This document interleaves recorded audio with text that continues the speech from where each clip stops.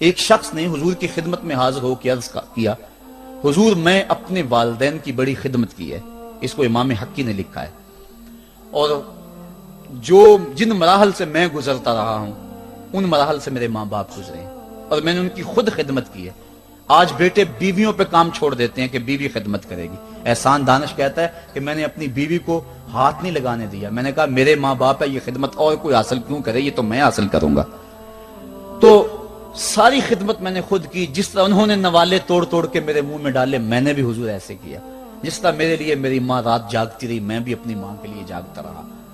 جن مراحل سے میرے لیے وہ گزرے تھے، اتفاقاً میرے حالات، میرے ماں باپ کے حالات ایسے پیدا ہو گئے کہ میں نے اسی طرح اپنے ماں باپ کی پرورش کی ہے اور میں اپنے ماں باپ کی جو ہے وہ میں نے خدمت کی ہے. تو کیا میں نے اپنی ماں کا، اپنے باپ کا حق ادا کر دیا ہے؟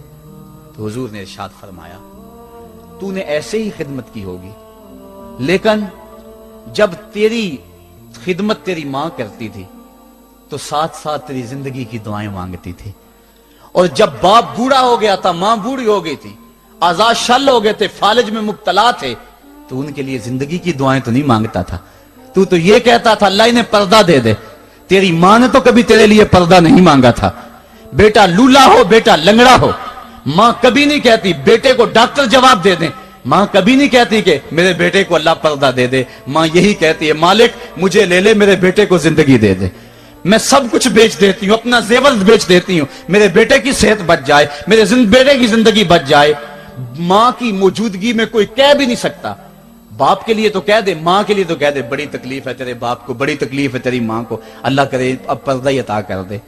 خود نہیں کہتا تو کسی سے یہ سن سکتا ہے بندہ، لیکن ماں سن سکتی ہے کوئی کہے اللہ تیرے بیٹے کو پردہ دے دے. تو فرمایا جب وہ تیری خدمت کرتے تھے تو وہ تیری زندگی کی دعائیں مانگتے تھے، اور جب تو خدمت کرتا تھا تیرے دل میں ان کے پردے کی آرزو تھی. فرمایا تو جتنی مرضی خدمت کی ہے، ماں کی خدمت کا بدل کیسے ہو سکتا ہے؟ تو ماں باپ کی خدمت انسان کر ہی نہیں سکتا تو پھر کیا کرے؟ عرض کرے اللہ میں تو خدمت نہیں کر سکتا، تو ان کے اوپر رحم فرما دے. ماں باپ کے لیے دعا کرے. علماء نے یہاں بیان فرمایا ماں کافر ہو تو پھر بھی دعا کرے، باپ کافر ہو تو پھر بھی دعا کرے، مومن ہو تو پھر بھی دعا کرے، گناہگار ہو پھر بھی دعا کرے، نیکوکار ہو پھر بھی دعا کرے، دعا نہ چھوڑے. حضرت ابو ہریرہ رضی اللہ تعالیٰ عنہ فرماتے ہیں میری ماں کافرہ تھی اور میں حضور کا غلام، اور ماں ہر وقت اپنی دھن میں اور میں اپنی دھن میں ہوں. حضرت ابو ہریرہ کے بھائی کوئی نہیں ہے، باپ فوت ہو گئے ہیں، بہن کوئی نہیں ہے، ابھی شادی بھی نہیں ہوئی، دنیا پہ رشتے کوئی نہیں سوائے ماں کے.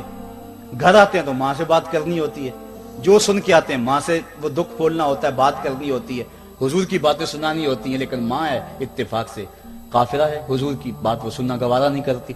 حضرت ابو ہریرہ کو اور بات آتی کوئی نہیں، وہ تو کرتے ہی حضور کی باتیں.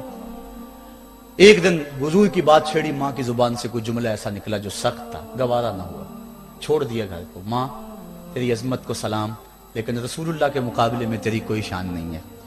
گھر سے نکلے، لیکن نکلے تو پاؤں ڈگمگا رہے تھے کہ دنیا پہ ایک ہی رشتہ تھا وہ بھی جاتا رہا. چند قدم چلے تو دل میں خیال آیا سارے دکھوں کا جو مداوع کرتا ہے مساقہ کی بارگاہ میں یہ دکھڑا کیوں نہ بیان کر دو. دریائے رحمت جوش میں تھا، وہ دلوں کی حالتیں بوجھ لینے والے آقا نے پوچھا ابو ہریرہ کیا ہے؟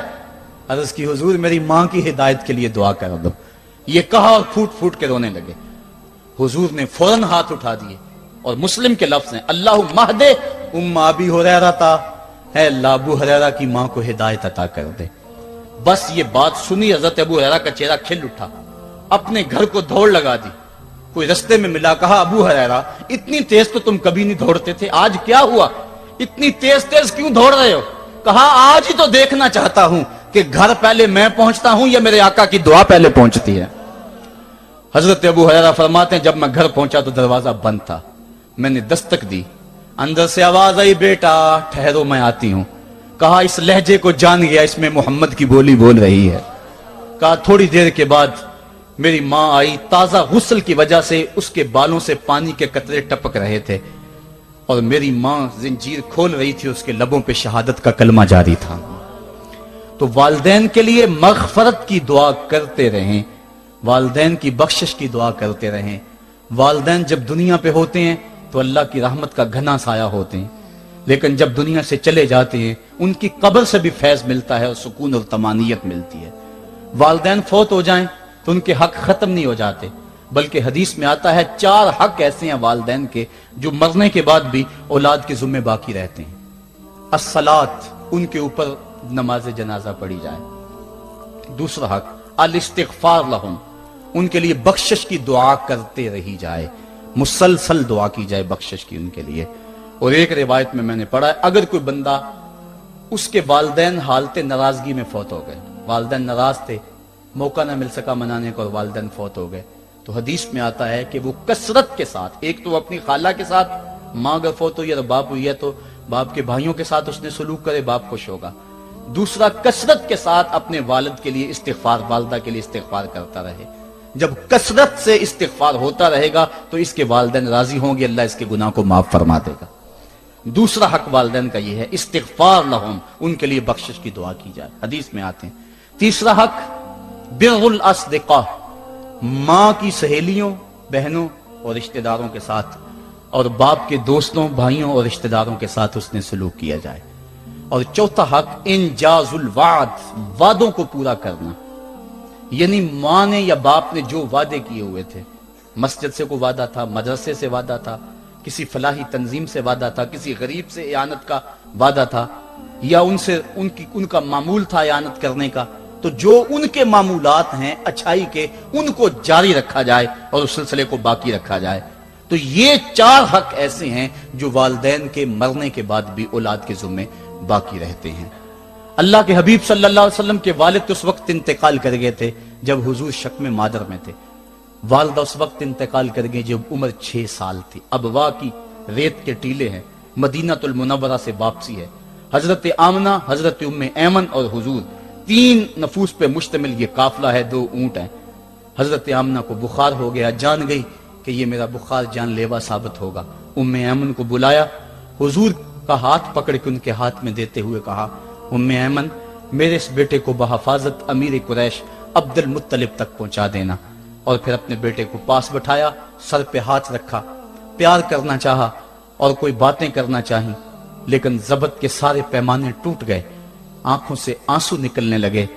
بیوہ ماں نے جب اپنے در یتیم کے سر پہ ہاتھ رکھا تو پھر عرب کی ریت کے ذرے بھی رونے لگے۔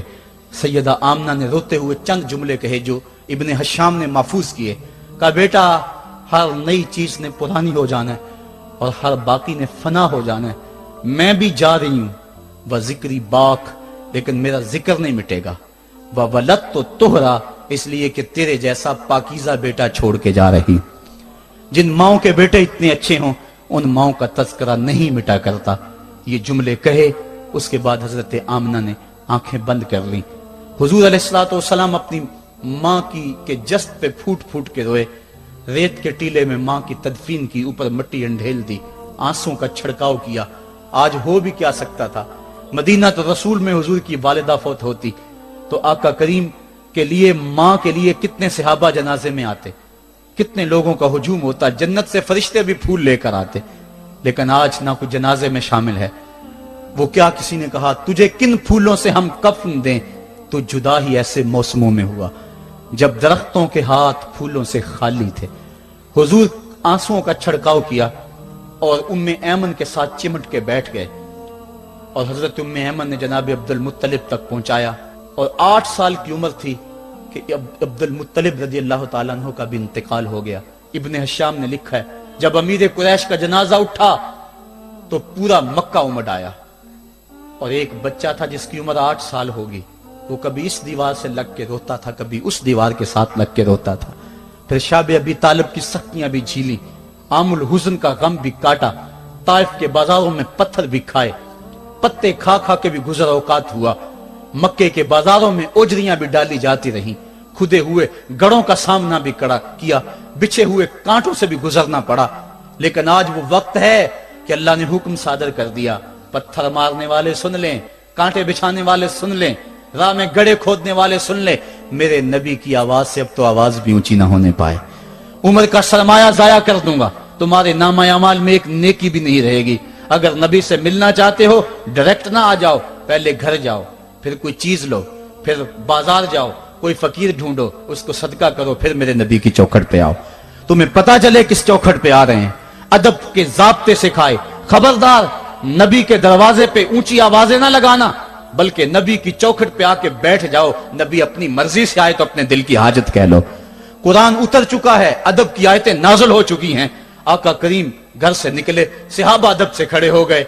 हुजूर की नजर पीछे पलट के 6 साल की उम्र में अबवा की रेत के टीलों में गर्दिश करने लगी। और फिर आका ने रोते रोते फरमाया, काश आज मेरी माँ जिंदा होती और मैं लोगों को नमाज इशा पढ़ा रहा होता और उसमें सूरा फातिहा की तिलावत कर रहा होता। फिर मेरी माँ को मेरे साथ कोई काम याद आ जाता। मेरी माँ दरवाजे की चिलमन को सरका के कहती, इब्नी मोहम्मद, मेरे बेटे मोहम्मद मेरी बात सुनो। फरमाया, लोगों मैं अपनी नमाज तोड़ के पहले माँ की बात को सुन लेता। ये माँ है जिसकी मोहब्बत को मुस्तफा करीम ने भी महसूस किया है। ऊंची मसनदों पे बैठने का वो मजा नहीं जो माँ के कदमों में बैठने का मजा है। और वो क्या कहा था खुर्शीद गिलानी ने, वो कहता है कि 5 स्टार होटलों में खाना खाने में वो लुत्फ कहां जो चूल्हे पे पास बैठ के माँ के हाथों से पकी हुई चपातियां खाने में मजा है। और आली जनाब हजरत साहब और आला और भारी और भरकम लफ्ज सुनने में और गार्ड ऑफ ऑनर का मुआयना करने में वो लज्जत कहां है जो माँ के ओए बबलू कहने के अंदर रखा गया है। माँ जब बोलती है तो उसके लहजे में जिब्रील बोलता है। माँ जब मुस्करा के देख लेती है तो लगता है जन्नत की सारी कलियां खिल उठी हैं। एक शख्स ने सेने हरम में अपनी माँ को अपने कंधों पे सवार करा के तवाफ करवाया और फिर हुजूर की खिदमत के पास में हाजिर हुआ।